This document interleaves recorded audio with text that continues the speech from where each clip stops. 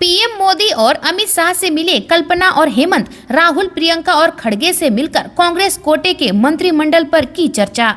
झारखंड में शानदार जीत के बाद जेएमएम लीडर हेमंत सोरेन दिल्ली के एक दिवसीय दौरे पर हैं। मंगलवार को उन्होंने पीएम नरेंद्र मोदी, गृह मंत्री अमित शाह, कांग्रेस अध्यक्ष मल्लिकार्जुन खड़गे, राहुल गांधी और प्रियंका गांधी से मुलाकात की। उनके साथ उनकी पत्नी कल्पना सोरेन भी थी। भाजपा नेताओं से मुलाकात के बाद हेमंत सोरेन ने कहा, आशीर्वाद के लिए आए थे, बहुत सारी बातें हैं, आगे भी मुलाकात होती रहेगी। वहीं सोरेन आज एएपी संयोजक अरविंद केजरीवाल से भी मुलाकात करेंगे। केजरीवाल को शपथ ग्रहण समारोह का न्योता देंगे। झारखंड की नई सरकार का शपथ ग्रहण समारोह 28 नवंबर की शाम 4 बजे रांची के मोराबादी मैदान में होगा। इसमें कांग्रेस नेताओं के अलावा आईएनडीआई ब्लॉक के लालू यादव, तेजस्वी यादव और ममता बनर्जी के भी शामिल होने की संभावना है।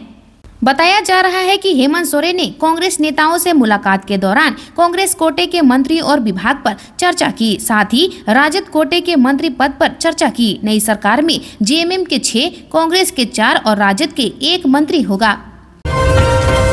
चुनाव ड्यूटी पर आए आईटीबीपी जवान ने खुद को मारी गोली, कॉलेज में मच गया हड़कंप, जांच में जुटी पुलिस।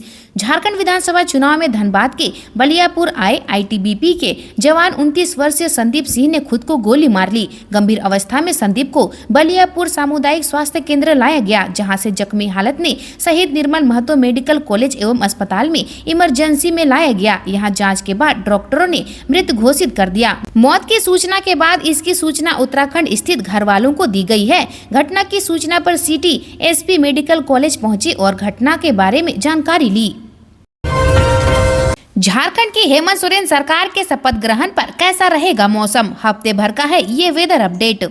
झारखंड में सुबह में कोहरा या धुंध और बाद में आसमान में आंशिक बादल छाए रहने की संभावना है। मौसम शुष्क रहने का अनुमान है। मौसम विभाग ने अपने पूर्वानुमान में बताया है कि 2 दिसंबर तक मौसम का मिजाज कुछ इसी तरह रहेगा। 27 नवंबर की सुबह में हल्के से मध्यम दर्जे का कोहरा या धुंध के बाद आंशिक बादल छा जाएंगे। मौसम शुष्क रहेगा। 28 नवंबर को रांची के मोराबादी मैदान में हेमंत सोरेन सरकार के शपथ ग्रहण समारोह का आयोजन किया जाना है। इस दिन सुबह में कोहरा या धुंध और बाद में आसमान में आंशिक बादल छाए रहेंगे। रांची और इसके आसपास के मौसम की बात करें तो सुबह में कोहरा या धुंध और उसके बाद आंशिक बादल छाए रह सकते हैं। मौसम विभाग के पूर्वानुमान के मुताबिक 2 दिसंबर तक ऐसा ही मौसम रह सकता है। कार्यवाहक सीएम हेमंत सोरेन का निर्देश, बिरसा मुंडा के वंशज मंगल मुंडा का कराए बेहतर इलाज।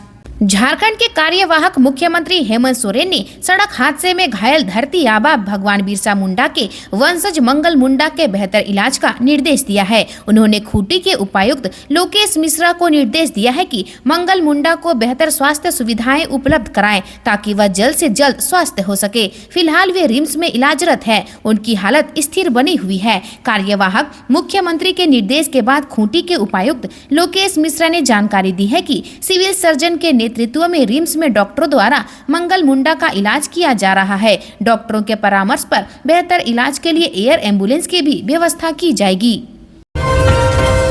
बदला छोड़ बदलाव की ओर ध्यान दे हेमंत सरकार, बाबूलाल।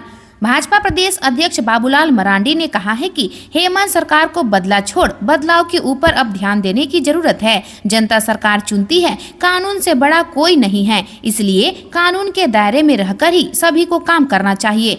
अन्यथा ऐसा भी समय आएगा जब कानून कड़ा रुख इख्तियार करेगा। इसकी मिसाल खुद हेमंत सोरेन खुद है। कानून के दायरे से बाहर जाने के कारण ही वे जेल गए। उनके मंत्री अभी भी जेल में हैं। वे बरहेट में मंगलवार को पत्रकारों से बातचीत में कहा है कि संविधान में सभी को समान अधिकार है। लोग किसी को भी अपना मत दे सकता है। इस मसले पर मारपीट नहीं होना चाहिए। ऐसे होने पर संबंधित थाना में लिखित शिकायत दे। इसके लिए पुलिस से अब चुनाव समाप्त हो गया है। जिसको जहां वोट देना था दे दिया है। अब आपस में ऐसी घटना होने से माहौल बिगड़ेगा। उन्होंने कहा कि विधानसभा चुनाव के परिणाम आने के बाद मतदान करने के मसले पर बरहेट विधानसभा क्षेत्र में कई भाजपा कार्यकर्ताओं के साथ बदसलूकी व मारपीट की घटना हुई। इसका वीडियो फुटेज मिलने के बाद वे यहाँ पहुंचे हैं। जाँच में इन सारी घटनाओं को सही पाया। भाजपा प्रदेश अध्यक्ष बाबूलाल मरांडी ने कहा कि इस प्रकार की गुंडागर्दी ज्यादा दिनों तक नहीं चलती है।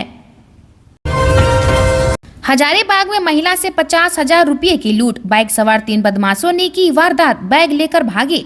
हजारीबाग के इंद्रपुरी चौक में मंगलवार को बाल विकास परियोजना की महिला पर्यवेक्षिका से 50,000 रुपए की लूट की घटना सामने आई है। बाइक सवार 3 बदमाशों ने उनके कंधे पर लटकते बैग को छीनकर भाग निकले। बैग बचाने के चक्कर में वो सड़क पर भी गिर गए। उनके चेहरे पर काफी चोटें लगी हैं। मेरू निवासी महिला पर्यवेक्षिका अंजू कुमारी ने बताया कि वह बैंक ऑफ इंडिया की शाखा से 50,000 रुपए निकालकर पैदल ही ऑटो पकड़ने के लिए जा रही थी। जैसे ही वह इंद्रपुरी चौक के पास पहुंची, एक बाइक सवार पर 3 युवक पीछे से आ गए। उन्होंने अंजू का बैग छीना और तेजी से भाग निकले। बैग में मोबाइल सहित अन्य जरूरी कागजात भी थे। इधर घटना की जानकारी आसपास के लोगों ने पुलिस को दी। मौके पर पहुंची पुलिस मामले की जांच में जुट गई है।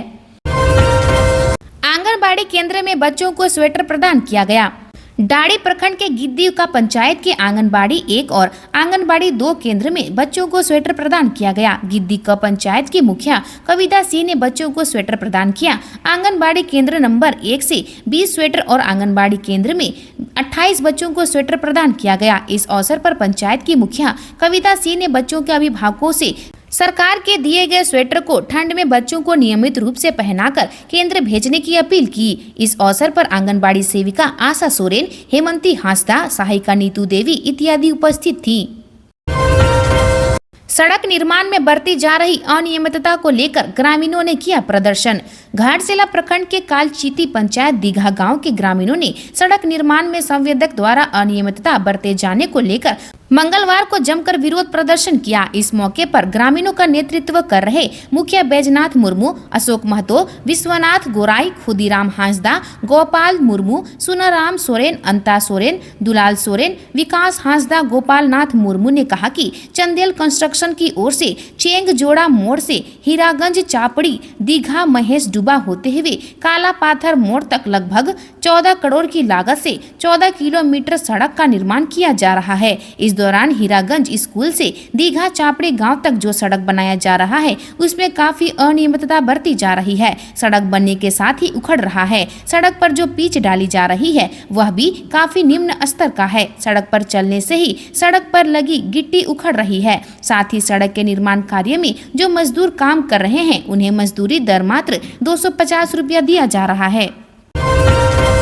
नवनिर्मित नाली तोड़े जाने से ग्रामीणों में आक्रोश, काटा बवाल। तांतनगर प्रखंड की कोकचो पंचायत अंतर्गत कोकचो में जिला प्रशासन को सूचना दिए बिना नाली को जेसीबी मशीन से तोड़ दी गई। इससे पंचायत प्रतिनिधियों व ग्रामीणों में आक्रोश है। नाली निर्माण 2023-24 में ही लाखों रुपए की लागत से बनाई गई थी। प्रतिनिधियों ने आरोप लगाया कि नाली तकनीकी रूप से फाइनल भी नहीं हुई है।